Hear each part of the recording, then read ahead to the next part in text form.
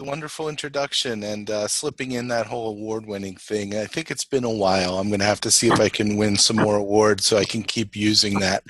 Um, Actually, it's our faculty who have won awards in our distance learning program, and I couldn't be more excited about the opportunity to present the topics that I'm going to talk about today. I was widely criticized by my teachers when I was a student for being highly irreverent and trying to use non-academic titles for certain papers that I wrote. So please excuse the overly formal title of this presentation, and please understand that I am generally an informal and somewhat irreverent person, so feel free to take everything that I say with a grain of salt. So, with that being said, I do have some what I think are important concepts to cover. I tend not to read my slides because I know you can read them faster than I can. But I want to talk a little bit about the outcomes of today's session, or at least the intended outcomes, and how it came about. You see, I have been noticing anecdotally for a while that there seems to be a small but very vocal minority of students in fully online asynchronous courses, and we'll define terms in just a moment, who are dead set against the use of synchronous technologies. In other words, if I sign up for a fully online course expecting it to be flexible and not have any real-time meetings, and a faculty member includes real-time meetings, I get bent out of shape. And I'll speak for myself, I'm a member of that small minority. Whenever I go to a conference and there's a student panel, I go to it because I really want to hear what the students have to say. And I've noticed that on these panels, if the subject of synchronous online communication comes up, the vast majority of students love it and are highly in favor of it. There's always one or two curmudgeons like myself. And when I say curmudgeons of various different ages, who are not in favor of it. So I started to do some research. I am the Dean of Libraries here, so I do have access to a wonderful community college library. And I started to do some research to see if there had been any real research on this topic of synchronous versus asynchronous and who uses what. I've downloaded, after doing keyword searches and reading abstracts and eliminating the articles that don't seem to apply to my research topic, I've downloaded well over 20 articles that I think will absolutely answer my question to my hard drive, but I have yet to find the answer. So in desperation, I may move on to step 2, which is actually reading these scholarly articles. Which I've started, and I will share that with you today. Meanwhile, I wanted to talk about I did not find the answer to my question of, is there any research that looks at the percentage of students who like this, the percentage of students who don't, or more importantly, whether it impacts learning. Didn't find the answer, didn't find the magic bullet, but I did find out a lot about the different questions, the different topics that are involved in a selection of media choice for both face-to-face and online classes, and I wanted to share what I have learned. So by now you've probably read my intended outcomes 3 or 4 times. If you're reading the slide on screen, you certainly read a lot faster than I talk. And I do want to point out that there are a couple of things that I won't be covering here today. I won't be telling you specifically what technologies are available at your institution. I won't be telling you specifically who to talk to at your institution. And I won't be trying to compare and contrast different specific pieces of software or teaching you how to use them. The reality is there are people at your institution who have done all that. They've looked at what's available. They've looked at what will work best in your environment. They know how to use it, and they'll be happy to teach you how to use it. So I'm not going to try to do that. Before I go further, though, I want to get a little bit of a sense of who you are. You were able to see my bio in the program brochure, but I wasn't able to see yours. So one of the questions I want to ask first is, are you aware of the body of work that documents, and we'll put little air quotes around this, no significant difference in student outcomes based on the mode of education delivery? Are you aware of it? I don't care if you've read it all, studied it, have any deep insights, whether you believe it, whether you don't believe it, none of that matters. Just, are you aware of it?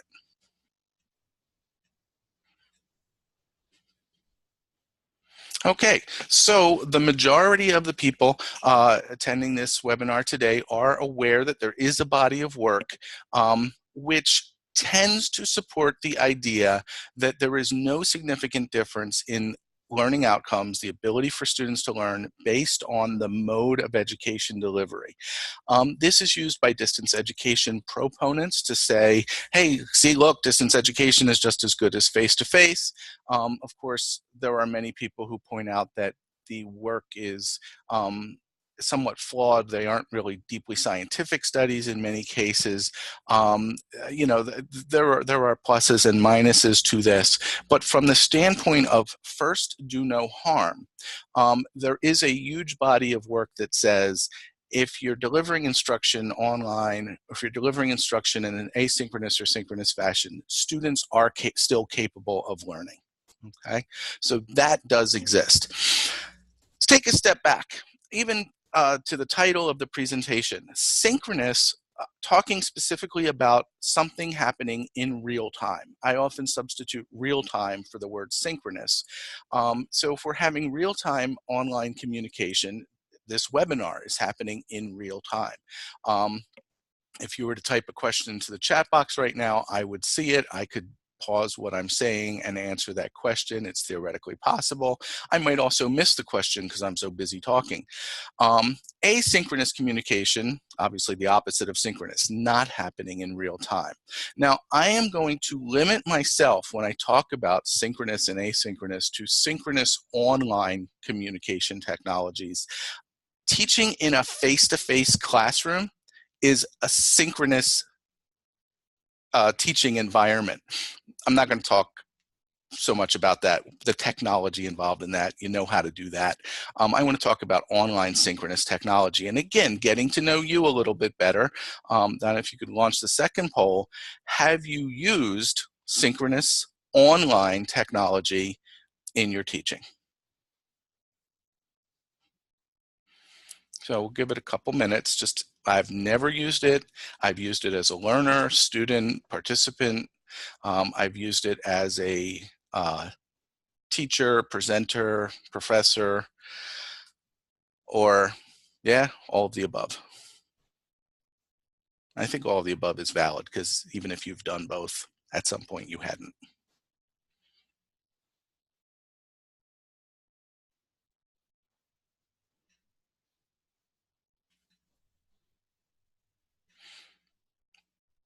Okay, so again, the majority of the audience has both participated and presented using synchronous, that is real-time online communication.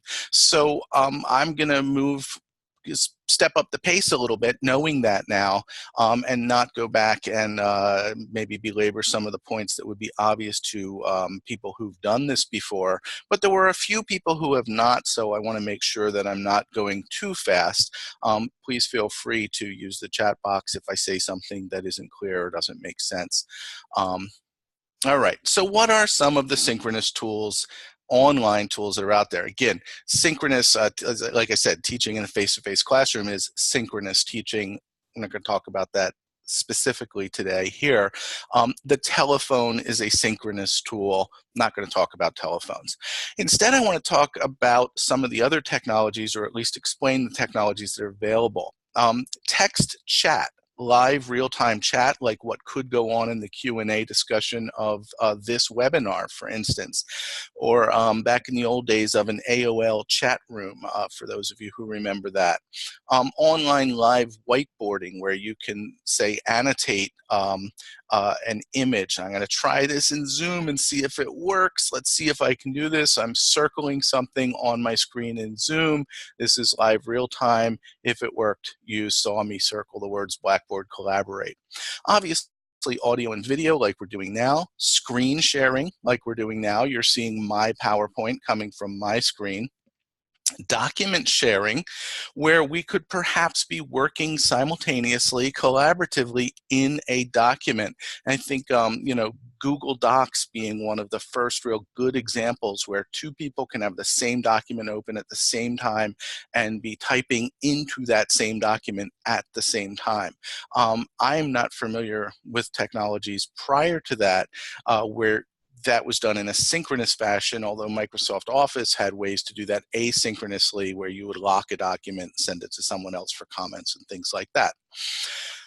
All of the products that I'm showing on the screen right now, Blackboard Collaborate, Zoom, Cisco WebEx, Adobe Connect, Citrix GoToMeeting, these are products which pretty much incorporate some, if not all, of these synchronous online tools. Most of them don't have collaborative document sharing in them, but most of them have the ability to do text chat, whiteboard, audio, video, screen sharing. You're seeing all of that in Zoom here today. I said I'm not going to compare one to the other.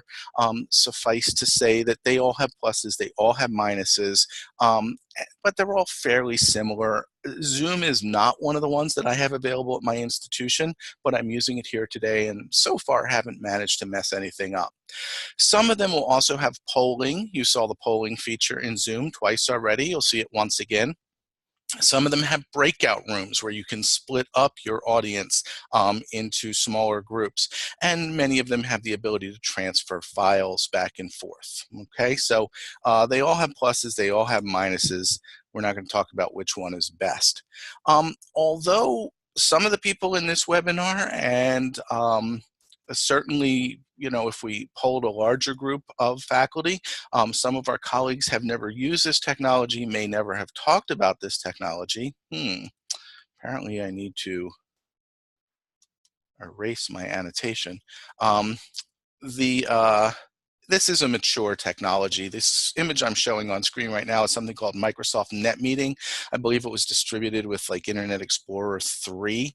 We're now up to 11 or something like that. I remember trying to share this with my college administration back in the early 2000s, and one of our vice presidents taking the camera that we had installed in her on her computer in her office and locking it in her desk because she didn't want people spying on her. We tried to explain it doesn't work that way.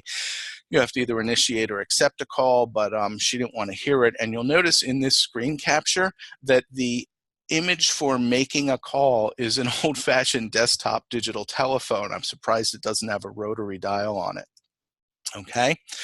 Are these synchronous tools available at your institution? Well, again, I'm not going to talk about your specific institution because I promised my survey participants that I wouldn't call anybody out by name, but I did ask my colleagues at the 19 community colleges in New Jersey to please give me some input on this. 17 of the 19 responded, which I think is a pretty good percentage there. And 13 said that it was possible for faculty to use synchronous online tools to facilitate group conversations at the college. 2 responded, did not respond, and 4 responded no, although I think there might be some margin of error in the survey itself. And I'll talk about why a little bit later. In terms of the webinar type format that we're doing here now, only 2 schools said that webinar, real-time text-based webinar style meeting rooms, only 2 schools said that webinar style meeting rooms were provided to all faculty automatically. So only 2 schools said every faculty automatically has this. So chances are good that you don't automatically have this, but 8 said webinar tools would be provided upon request, and 3 said they were integrated into the LMS, or the course management system. So if your school has an LMS for all, we're going to include those with the 2 and say that 5 or about a third of the ones who responded probably provide this automatically, and you know, another 8 said you could have it if you ask for it. So chances are good if you're attending this webinar, you're probably working at a school where this stuff is available through your institution. Here are some of the comments that I got back when I surveyed the schools. And again, there was a wide understanding and acceptance by my colleagues at these other schools about synchronous online technology. 2 of them seemed, they pointed out that one of the tools I had not mentioned is Skype. If you're a Microsoft Office school, you may have Skype for Business. When I say Microsoft Office, if you're using Office 365 or Office Online institutionally, you may have Skype for Business. And some of them mentioned just, well, we've got Skype. Everybody can sign up for a free Skype account, frankly. Most people can sign up for a free WebEx account. I would not necessarily recommend signing up for a free personal account. Just me, if the school provides something, I'd rather use what the school provides. Speaking for myself, you may feel differently. And I want to talk a little bit about, okay, not webinars, but that collaborative document editing. I mentioned that's a little bit newer. It hasn't been around since the days of Microsoft Net Meeting. Back then, if you had Microsoft Word, you had a email or place your document on a network drive. Today, you have this collaborative document editing. And I have literally watched my daughter in 5th grade sitting at a computer in our home, working collaboratively, simultaneously, and synchronously with other students in her class to create presentations and to write papers, okay? When she was in 5th grade, she's now in 7th, she'll be going into 8th. That means she'll be our student in what, 4 or 5 years? And she's been doing this for most of her life. Just going to leave that out there. Just going to leave it there, okay? Let's talk about some of the research that I've done that's talked about some pluses and minuses of synchronous communication. This is specifically synchronous online communication. One of the real big pluses is social presence. And I've heard this myself firsthand. I mentioned I attend student panels at conferences. Students feel like, it's a feeling, they know you as the instructor better when they can see you and talk to you. If you are teaching a fully online class, synchronous communication once or twice the semester is going to increase that sense of social presence. I've got my little picture available to you. You can see me talking. It's not that exciting. It's some guy sitting in a chair wearing a suit and a headset, and his lips are moving. But many people cite this as a real advantage of synchronous online communication, particularly in asynchronous or fully online courses, but it could be, and we've been doing it for years, that you're teaching a live real-time course to a remote location, a different campus or something like that. The ability to be spontaneous, the ability for students to interrupt, to ask a question, to get excited, that could be a real plus from a faculty standpoint. I mean, don't you just love it when your student gets so excited about something that they're like, oh, wait, I want to talk about that. Hey, you know, sometimes that keeps me going better than the paycheck they give an adjunct, you know, which I teach as an adjunct. And sometimes I'm more happy by the what the student responds to what I'm doing than the check I'm getting from my college. I'm sure you can all relate to that. Nonverbal cues, if video is used. I actually was reading one scholarly paper about this, and they said that not having nonverbal cues was a downside to synchronous communication. I was surprised until I realized they were doing text chat and they didn't have video. Vocal inflection and tone, if audio is used.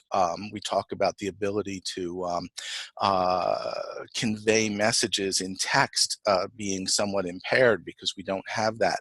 Immediate gratification, you ask a question, you get an answer right away. You don't have to wait for your instructor to respond. And the fact that this may be a familiar paradigm, at my institution, when we train faculty to teach fully online courses, one of the things that we have to provide to them if they've never done it before is the sense that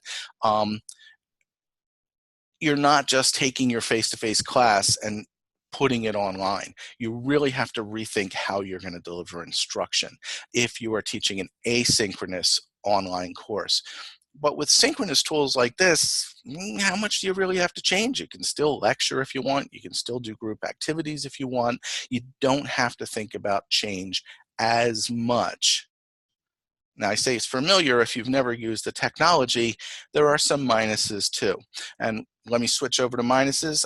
Synchronous, one of the drawbacks from the standpoint of our students is it is time bound. You do have to be available at a specific place at a specific time.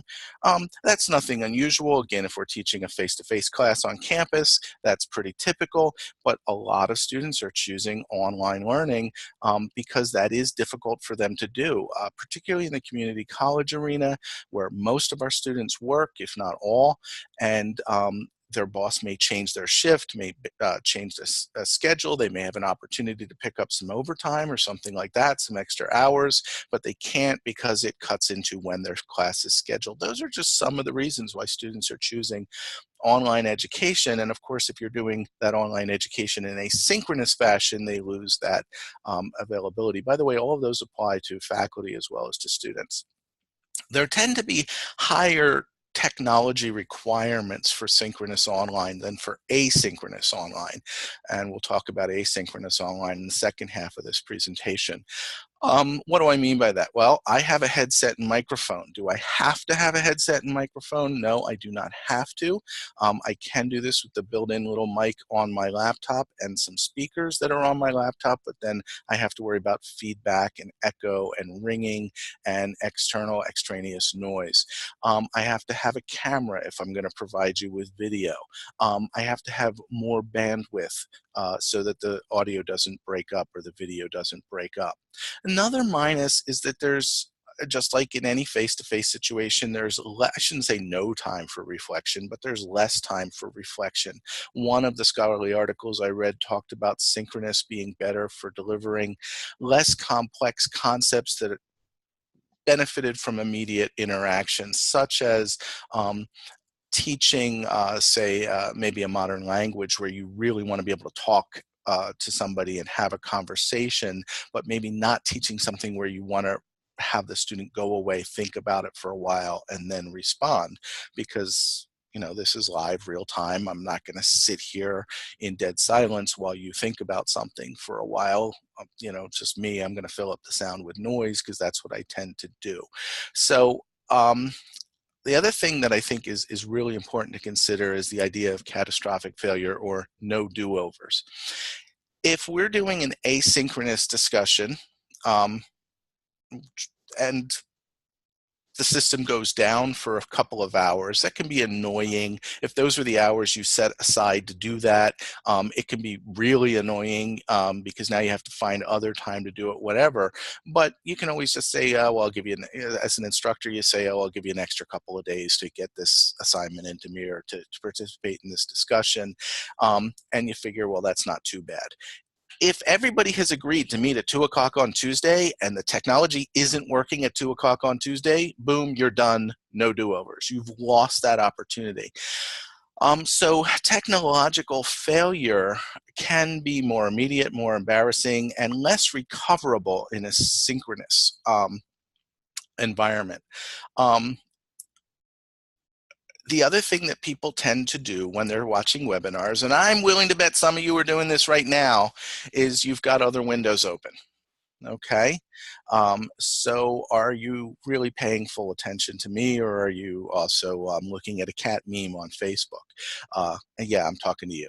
No, you over there on the left. Okay, stop looking at that cat meme. And what happens when there are multiple people online? You have to do some classroom management. Can you really have everybody talking all at once? And I see that there might be a question, but I'm going to pause for questions in just a moment anyway. And may not count as contact hours, which I will talk about, hopefully not at too great length, but I just want to touch on in like 2 slides. Let me pause for a second and ask if there are any questions at this point.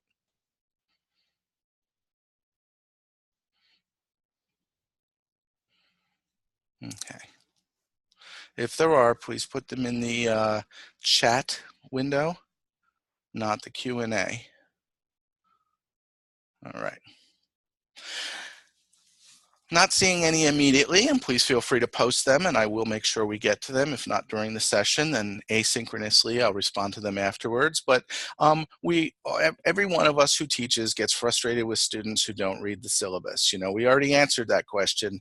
Why are you asking it again? So I think as faculty members, we owe it to ourselves to read the syllabus. What do I mean by that? Well, you're probably going to want to talk to folks on your campus if you've never done this before, if you've never explored this before, or even if you have done this but never really explored it before. Maybe talk to some people on your campus. Find out what tools are available. Find out if there are policies or procedures in place. Find out if there are things that others can do to help make you more successful with this. I had a faculty member write to me, and of course Carmen, several other people, not too long ago, and he was upset that we had not provided a sort of a sandbox, a workspace for him to develop a new fully online course. Well, that's something that we do routinely if anybody tells us they're developing a new fully online course. And instead of asking us, hey, can I have a workspace, he wrote to me and Carmen, his dean, and several other people and said, you know, this would be a lot easier if you provided a workspace. And I said, okay. Gave them a workspace. So, you know, you might want to talk to folks on your campus. You don't need to reinvent the wheel. You also might want to know if there's any restrictions, prohibitions, or ability to benefit from promoting this. My institution has been known to give people very small stipends for trying new technology and things like that. And finding out later you didn't get something like that because you didn't ask, that can be kind of a bummer. I mentioned earlier, I'm a big fan of free is good. If my school has a tool, I'm going to use what they have. I'm not going to go out and find my own, even if I'm not really thrilled by that tool. I think using what the institution provides can provide several benefits. Now, I'm not telling you what to do. I am just telling you what I would do, and hoping that that might be something for you to think about. I will also tell you that I attended a webinar with a similar title to this about a month ago, figuring I could model, is that the appropriate word, upon what that person was talking about. And he started his webinar saying, you know, a lot of schools have policies that say you shouldn't do this, and I'm here to tell you you should. And I was sitting there thinking, that might not be the way I'm not going to start my webinar that way. If your school has some sort of policies around this, I'm here to tell you you should know what they are. Okay, at very least. And so how can you do that? Well, you do an environmental scan, network with your peers, and of course, practice, doing this prior to going live the first time. And Donna from the Center for Student Success can tell you we were online the other day practicing. We were online for a half an hour before this started. Practicing. Okay, let me straighten out here. I'm slouching. Get some ergonomics going on. I'm going to go through 3 slides pretty quickly. So when we think about synchronous online, the first thing I think about, and hopefully this has passed your mind because it's a beautiful thought, is, hey, if I can teach online in a synchronous fashion, pretty much the same as I could teach from being in the classroom, then I could teach from the beach. Great idea. And it might work on occasion and at some institutions, but there are a couple of cautions to the whole teach from the beach concept. I've already went through some of them. I want to go through a biggie. According to the federal government of the United States of America, when you are teaching online in a synchronous fashion, you are no longer teaching a face-to-face traditional course. You are now teaching in a distance education course. That's just their definition. I would quibble with that. I would argue with that. I would probably lose because they're the federal government and I'm not. It's basically the same. Why are you treating it differently? I don't know. I'm not going to try and defend it. I'm simply telling you that is the federal definition. So if you were going to say, hey, I'm never going to show up in the classroom, I'm just going to teach from wherever I happen to be to my students wherever they happen to be, do understand that most of our schools have distance education programs. Nobody's saying we can't do distance education, but the nature of the course you're just teaching, by definition, has changed. And there is some baggage that goes along with that. One of the items is related to attendance. Attendance is counted differently in a distance education class than in a face-to-face class. This may seem obvious in an asynchronous environment, but guess what? The federal government did not differentiate the rules for synchronous versus asynchronous. So if you are teaching in a synchronous face-to-face class and a student shows up and sits in the room, that student is in attendance. If the student is asleep, that student is in attendance. If the student has earbuds in and is listening to rock and roll and not you, that student is in attendance by federal definition.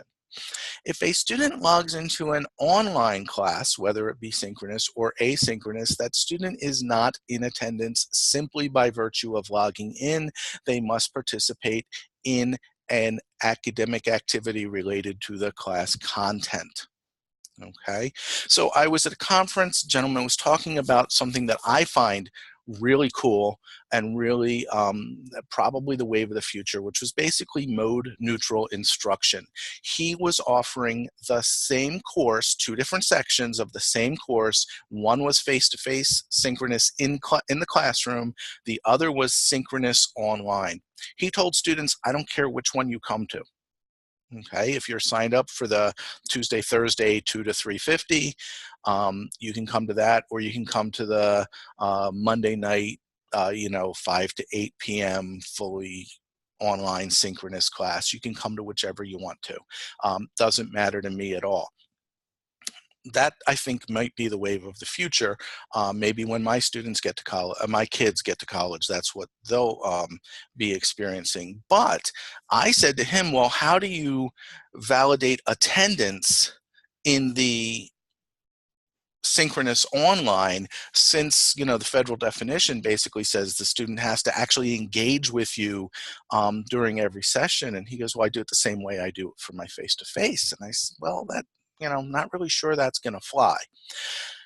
I don't want this concern of mine, which I have to worry about because it's my role at my institution, to prevent anyone from experimenting with this technology. But these types of things are why I recommend that you talk to the people at your institution who know a lot about this stuff and have these concerns and deal with this on a daily basis.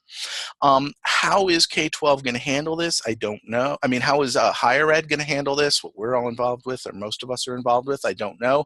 But I can tell you that there is a K-12 ruling from 2014, the Pascasac Valley Regional High School District had a one-to-one laptop initiative. They gave every student, or loaned every student in the high school a laptop. They had a lot of snow.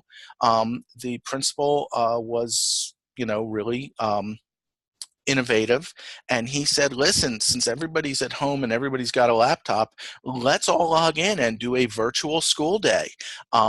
And see what happens. And they actually had, this is great, they actually had better attendance on the virtual school day than their average daily attendance on, throughout the year. So more students logged in virtually on that snow day than actually attended school on a regular basis.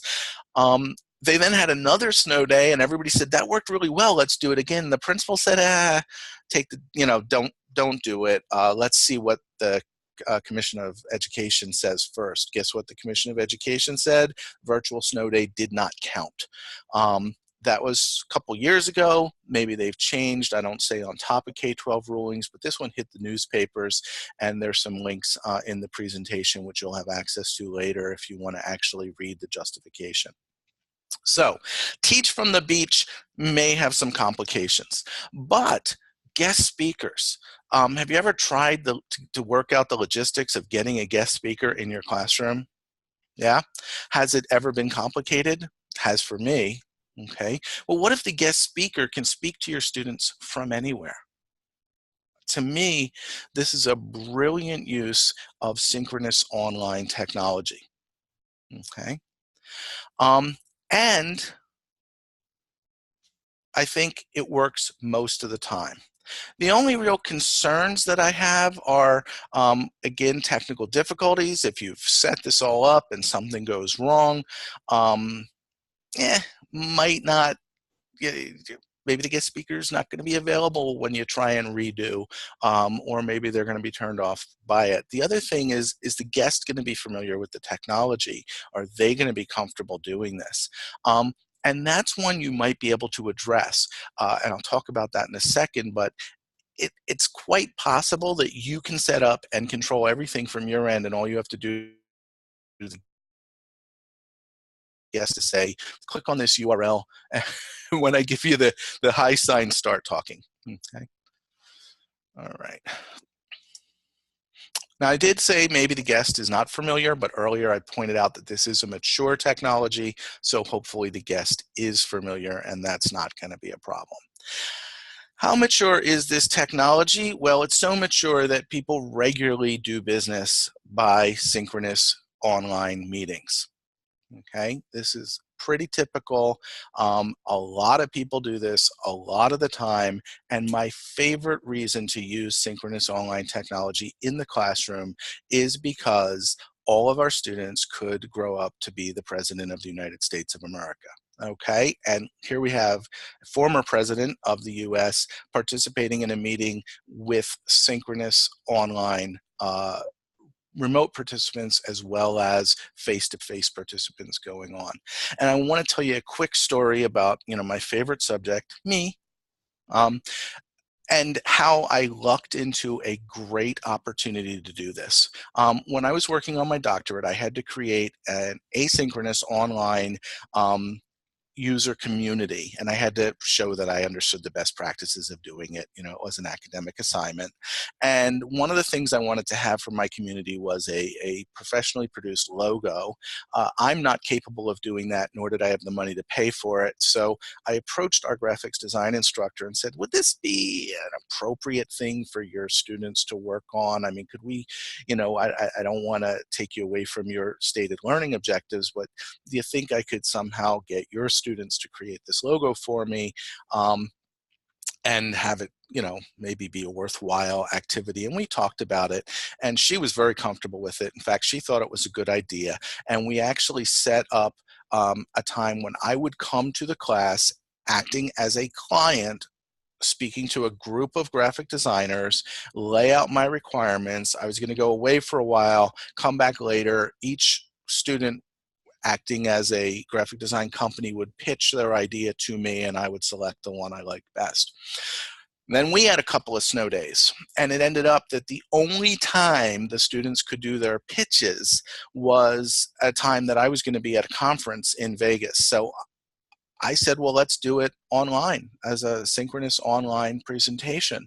And I actually, again, the instructor was not as familiar with the technology. The students weren't as familiar with the technology. So I set everything up from this hotel room in Vegas. The instructor actually sent me all their presentations in advance so I could put their presentation up on the screen for them instead of them doing it. A little bit not the way it would work in the real world, but it was what would work best for us.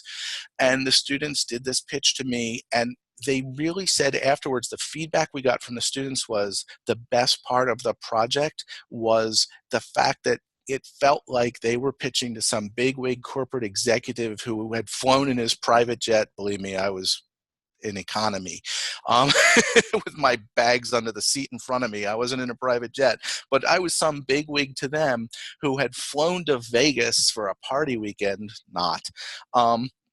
And they were pitching to me through this online technology. And the instructor and I actually had a good laugh about it. And we decided that if we ever did it again, even if I was in the same building, I would sit in a different room and let them pitch online. That was how exciting this was to the students, that they were using this technology.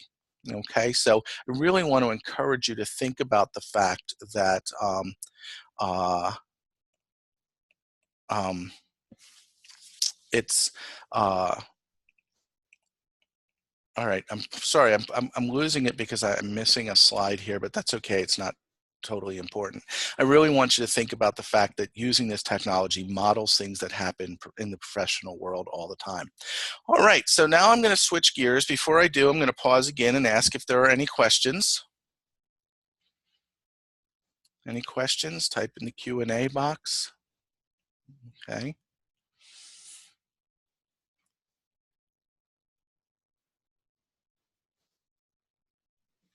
And seeing none, let's go ahead, Donna, and launch the the third poll.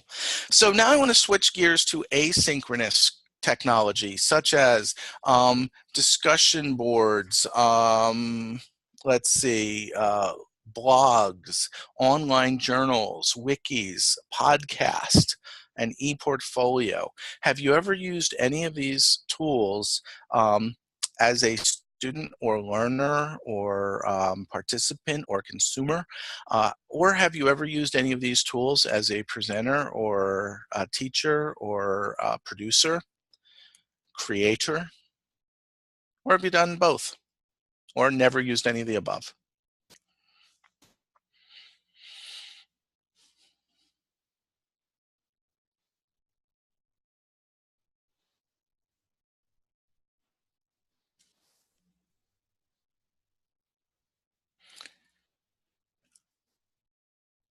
Okay, pretty much majority of folks have done both. Nobody in this case has said they have not used an asynchronous online communication technology, which is kind of where I'm going to go with this presentation. This is why I spent most of the time. If you're looking at the clock, I've used more of the time for less than half of my topic. But that's because I figured most people had some experience with asynchronous technology, maybe not so much with synchronous. So I wanted to devote more time to synchronous. And I was right. Hey, sometimes it happens. Oh, here's my missing slide. The point being that 100% of the people attending this webinar today have in fact participated in a synchronous web conferencing environment. But when we did a poll at the beginning, there were a couple who said they hadn't. When we did the poll in the middle, there was nobody who said they hadn't participated in asynchronous. Okay, so I had that poll in the wrong place in my presentation. I'll move it for the final one. And I'm giving you some other great uses of synchronous technology. Okay, we had, that's why I got confused, folks, and paused a few minutes ago, because I had my poll in the wrong place. Other great uses of synchronous technology, group works. You can provide, in many cases, you have to talk to folks at your institution, you can provide a tool like this for your students to get together. Anybody ever hate group work? I always hated group work, and the main reason was when I was an undergraduate, I actually worked 2 p.m. to 10 p.m., and it was never convenient to meet with my group. But it sure would have been nice if back then my school had been able to provide me with a tool like this so that we weren't trying to figure out where we were going to meet, we only had to figure out when. How about virtual office hours? Many faculty members use synchronous technology for virtual office hours. I have not found that to be a successful use in my personal experience, but what I've done with it is one-to-one consultation. I'm sure we've all had the experience where you're emailing back and forth with someone, whether it be a student or a colleague, and you realize that this was going to take forever if you continued in an asynchronous email-based fashion. So you just picked up the phone and called them. I have reached that point with my students, but I'm a little cautious about giving out my my cell phone number or my office phone number because of the fact that students sometimes get really confused that I work here full time, but I also teach here as an adjunct, and the two can't coexist. And so I really don't like to give out my personal phone number. So I've often said to my students, hey, let's hop onto this webinar. And then if I have to draw anything on a virtual whiteboard or something like that, I can do that. Or if I want to share a file or an image with you, I can do that. It's actually not only protects my privacy better than using my phone, it also gives me more tools than a telephone.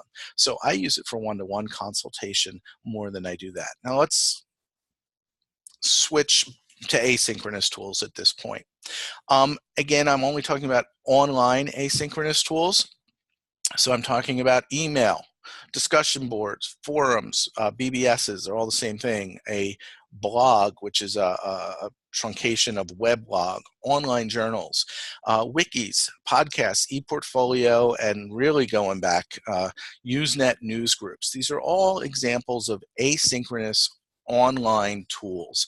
And I'm going to go through this pretty quickly because, as I've already established, if synchronous online is mature, asynchronous online is basically out there feeding pigeons in the park. And I don't want anybody to be offended. Feeding pigeons in the park is a wonderful thing to do. The pigeons love it. And having experience and wisdom and it is good. In fact, I'm thinking about going out and buying a bag of breadcrumbs and staking out my bench myself one of these days. But just the asynchronous online has been around for a while. I also want to point out that some of the technologies we're talking about, synchronous and asynchronous technologies, it's really hard to pigeonhole them, keeping with the pigeon theme. It's really hard to pigeonhole them because although I'm presenting to you right now in a synchronous online fashion, we're making a recording of this webinar, which is going to be available asynchronously after the fact. Okay. Asynchronous tool availability. Let's talk about that. Same poll I did, 15 of the 17 community colleges who responded said it was possible for faculty to use institutionally provided asynchronous online tools. I think I know for a fact at least one of them clicked the wrong button by mistake when they said no, because I know people who work at that school and I know what LMS they use and I know that asynchronous online tools are built into it. Of that, by far, all of the ones who responded said basically said email is available. 6 said discussion boards were available automatically to all faculty, but of that, 8 said it was integrated into the LMS. So if we add 6 and 8, we come up with some number. I'm so out of it, I can't even do the math. And 1 said discussion boards provided upon request. So 9 and 6. So 15 of the 17, every single person who said synchronous tools were available at their school said that you could get a discussion board at their school if you wanted. Okay, every single one. All right. Here are some of the comments. Somebody said, yeah, we've got a lot of these tools. They're built into our LMS. They're not the same as full-featured tools that might be available outside. Some people pointed out that they were all available in the LMS, but not everybody used the LMS. Some people pointed out that, yeah, they give all the tools I mentioned and even a few others. Okay, that might have advanced features. I love the tool Flipgrid. It's a way of doing asynchronous online discussions using short video clips instead of text. So it's really a cool tool.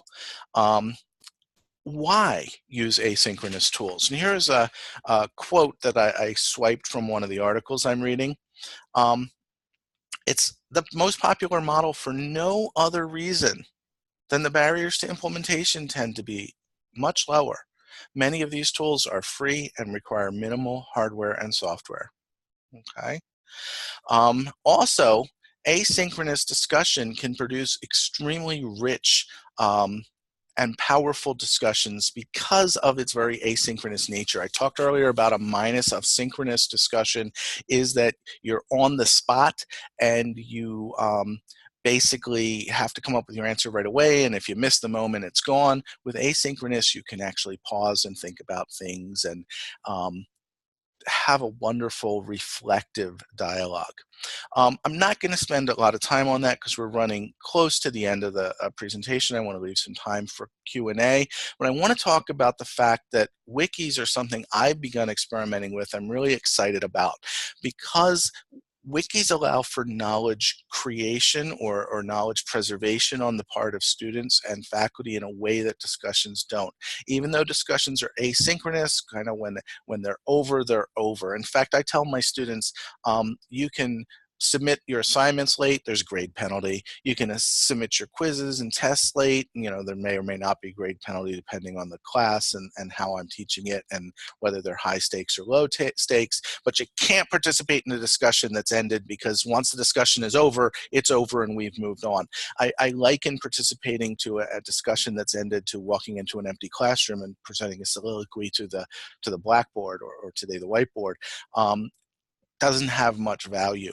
But I've gone from that to using wikis for knowledge creation. I say to students, I'm not going to tell you what to think about this chapter. You read the chapter, you tell me, and you put it in this collaboratively created document. If you don't know what a wiki is, think Wikipedia. Wikipedia gets a bad rap because people say, well, anybody can go on there and just change facts.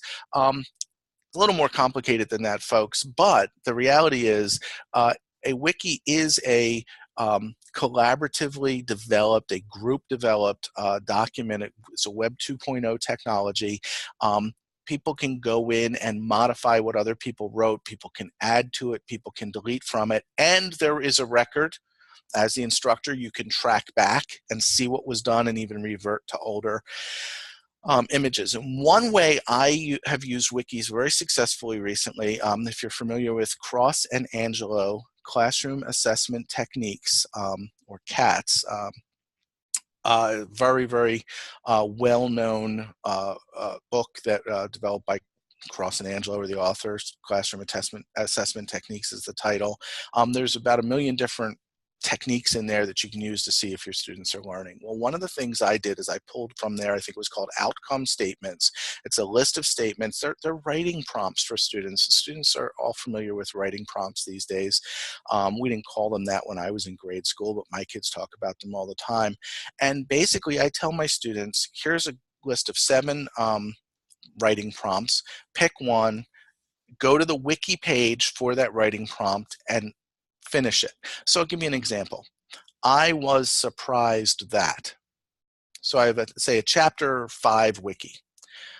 Students go to a page that's designated and they open that page and they begin with the statement, I was surprised that in chapter 5, blah, blah, blah, blah, blah. And they tell me what surprised them. Another one is, I learned that. I already knew that. These are probably sounding familiar to you. I wanted to learn. I didn't believe. You can, very short little writing prompts, and I get the students to do that.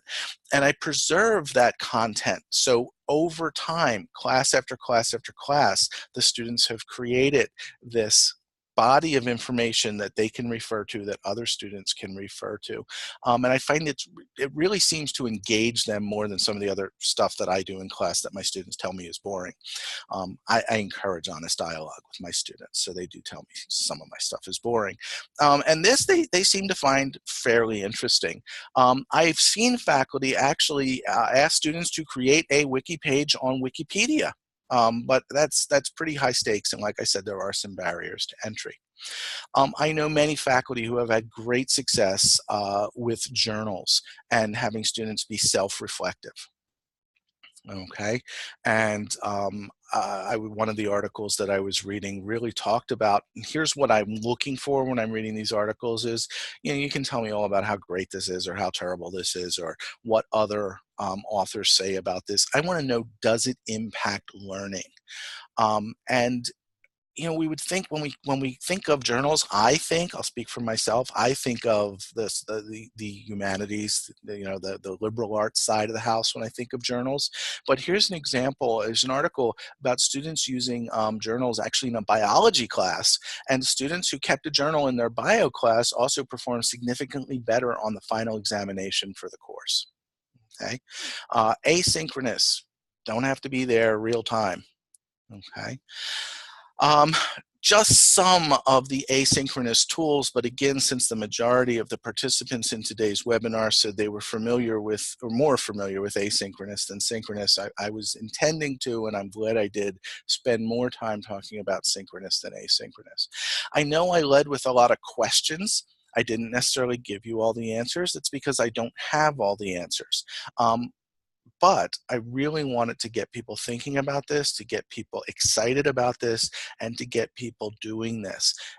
If I had done the same poll that I did of my colleagues in the community colleges 5 years ago, I doubt that we would be at a situation where basically 100% of the people who said asynchronous tools were available said, yeah, everybody can have a discussion board if they want one.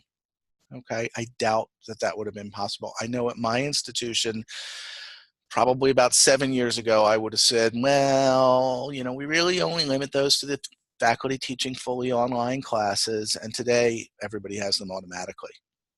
The same is true at my institution for synchronous tools. Everybody has synchronous online tools automatically. Every faculty member teaching at this institution has access to Blackboard Collaborate automatically. Every faculty member at this institution has access to a wiki tool and a discussion tool. As some of the comments said, they might not be comparable to all the other tools out there, but they're free and they're easy, and we've got them and we support them. So I'd like to see people using them. And I wanted to share a little bit about what I'm researching and how excited I am about this with you.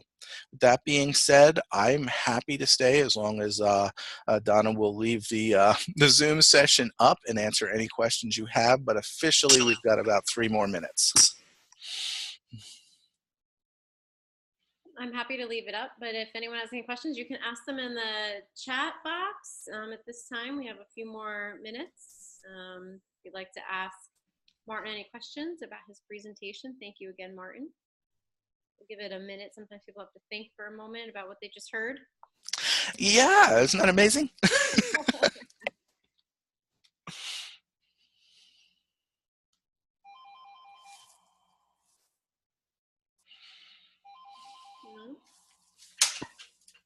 Okay. Well, it doesn't seem like there's any questions. Is there any other final thoughts you wanted to offer, Martin? As I mentioned, I attended a webinar where the presenter led with, you know, I know there are institutions where there are policies against this, but you should do it anyway. Well, and I said, no, you should really know the policies and why they're in place and what the concerns are. But let me close with, and you should really consider doing it. And if there is a policy against it, let's get that policy changed, because this is good stuff, folks.